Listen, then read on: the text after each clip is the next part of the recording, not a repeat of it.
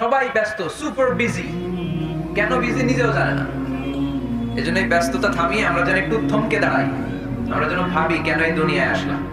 পাগলের মতো এই মরিচিকার দিকে, এই থোকার দিকে যেন আমরা ছুটে না বেড়াই। মাঝে মাঝে কবরস্থানে যাবেন। আল্লাহ রাসূল সাল্লাল্লাহু আলাইহি ওয়াসাল্লাম বলেছেন, নাহাইতুকুম আন জিয়ারাতিল কবুর আলআনা ফাজুরুহা ফাইন্নাহা তুযাক্কিরুল আখিরাহ।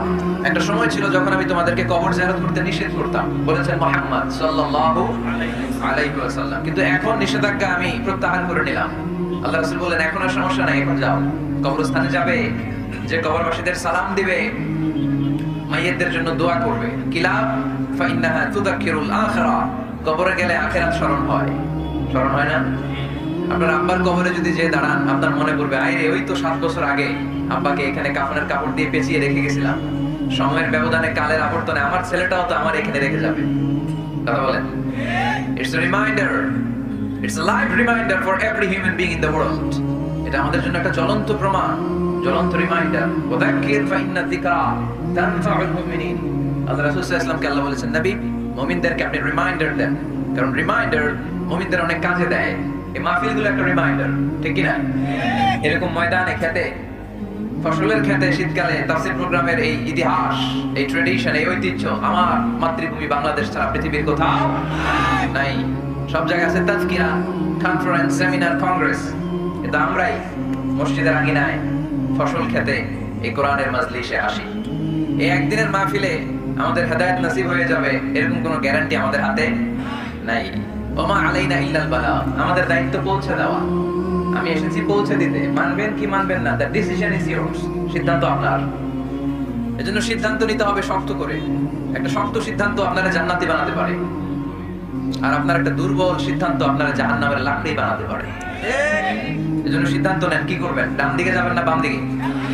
কোন দিকে যাবো আমরা? আল্লাহ তুমি তৌফিক দান করো। আমরা খুব লম্বা চূড়া কথা বলবো না, সামনে আমাদের আসরের সালাত। তার আগ পর্যন্ত আমরা যতটুকু পারি কিছু রিমাইন্ডার শেয়ার করি। যে আলোচনার মাঝখানে বিশৃঙ্খলা করবেন কারা কারা, তাদেরকে আগেই একটু দেখে নিতে চাই, হাত তোলেন। কেউ বিশৃঙ্খলা করবেন না? মাশাআল্লাহ, অনেক ভালো মানুষ আপনারা। আলোচনার মাঝখানে ওঠা বসা করবেন কারা কারা, দেখি। আচ্ছা, মাশাআল্লাহ। এখন ঠিক যেভাবে আছেন, আমার আলোচনা শেষ হওয়ার আগ পর্যন্ত ঠিক এইভাবে থাকা যাবে? সবাই ইনশাআল্লাহ বলে নাই? আওয়াজ করে পড়তে হবে ইনশাআল্লাহ। আল্লাহ তুমি কবুল করো। আলোচনার মুখ্য উদ্দেশ্য হওয়া উচিত যে আমরা কিছু শিখে যেতে এসেছি, তাই না? জীবনটা যেন পরিবর্তন হয়। মাহফিল তো এখন ঘরে বসেও শোনা যায়। ইউটিউব আছে না নাই? এই যে মিডিয়া ম্যান, এরা পৌঁছে দিবে আমাদের কথা ইউটিউবে। অনেকে আছে এখানে ধাক্কাধাক্কি করে প্যান্ডেলে আইসা শুনবেন আওয়াজ। এরা ঘরে বসে বসে এয়ারফোন ছেড়ে দিয়ে কফির কাপে চুমুক দিবে আর আওয়াজ শুনবে, তাই না? এখন এটা সহজ হয়ে গেছে। এই ইউটিউবটার জন্য আমরা ভালো কাজে লাগাই। এটাও এমন এক চিজ, এখানে ভালো কিছু লেখলে ওরা ভালো জিনিস এনে দেয়, আবার খারাপ জিনিস এনে দিলে খারাপ জিনিস এনে দেয়। আপনি যদি লেখেন মিজানুর রহমান আনসারী, চলে আসবে তার ওয়াজ। আবার যদি লিখে দেন ক্যাটরিনা কাইফ, হ্যাঁ, লিখে যদি দেন বিপিএল এর দুম্মা চলে দুম, আসবে আসবে আসবে। So the decision is yours. সিদ্ধান্ত আপনার। কি লিখবেন ইউটিউবে, কি সার্চ দিবেন, বুঝে শুনে। আজকে আমরা যা শুনবো আমাদের হেদায়েতের উদ্দেশ্যে শুনবো, আমাদের লাইফস্টাইল চেঞ্জ করার জন্য শুনবো। This Quran is a life changer. এই কোরআন মানুষের লাইফ চেঞ্জ করে।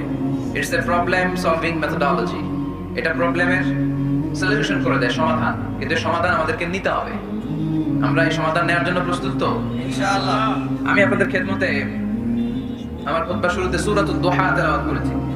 সূরা দুহা মুখস্থ আছে কার কার, দেখি। ওয়াদ-দুহা ওয়াল লাইলি ইযা সাজা। মাশাআল্লাহ, হাত নামান।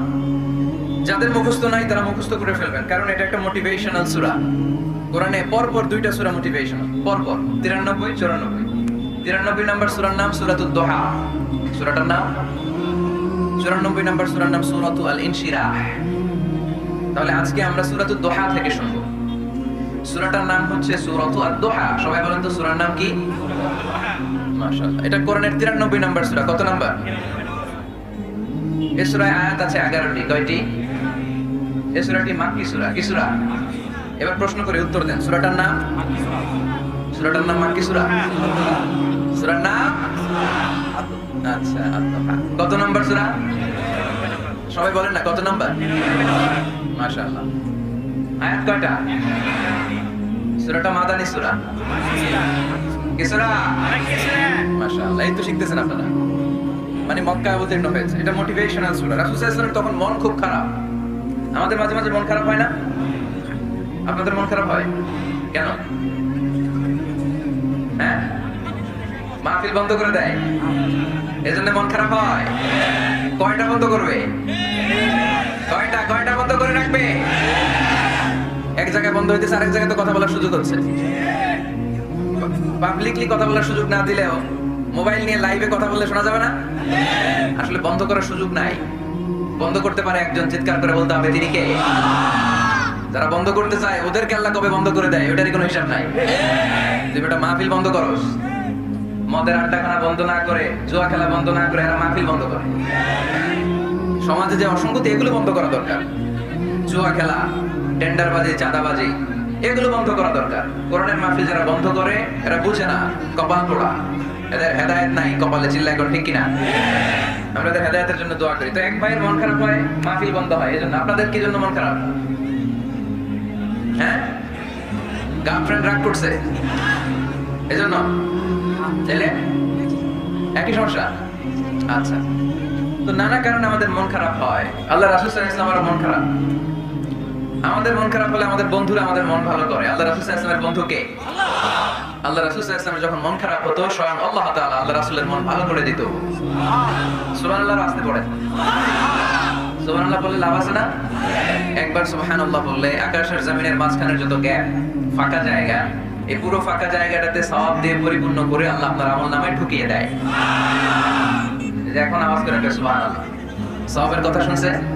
খুব চালাক টাঙ্গাইলের লোকজন। সওয়াব আছে যেখানে আমরা আছি। সূরাতুদ দুহা মোটিভেশনাল সূরা। আল্লাহ রাসূল সাল্লাল্লাহু আলাইহি ওয়াসাল্লামের বড় মন খারাপ। রাসূল সাল্লাল্লাহু আলাইহি ওয়াসাল্লামের মন খারাপ, আল্লাহ সহ্য হচ্ছে না। তাই রাসূল সাল্লাল্লাহু আলাইহি ওয়াসাল্লামের মন ভালো করে দেওয়ার জন্য আল্লাহ একটা সূরা নাযিল করলেন। সূরাটার নাম সূরাতুদ দুহা। এই সূরার কেন্দ্রীয় আলোচ্য বিষয় হচ্ছে মুমিন কখনো হতাশ হয় না, মুমিন কখনো নিরাশ হয় না, মুমিন কখনো হাল ছেড়ে দেয় না। মুমিন সব সময় ভরসা রাখে একজনের উপর, তিনি কে? আল্লাহ। আমরা কখনো হতাশ হই না, ঠিক কিনা? আমরা কখনো নিরাশ হই না, ঠিক কিনা?